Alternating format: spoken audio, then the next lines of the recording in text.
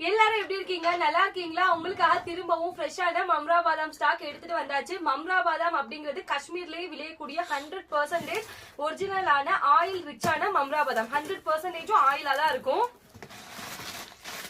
Fresh stock வந்து எடுத்துட்டு வந்தாச்சு. இப்பதான் வந்து மாஸ்டர் எடுத்துட்டு வந்தாங்க. பாத்தீங்களா? ஃப்ரெஷ் ஸ்டாக்ங்க மம்ரா.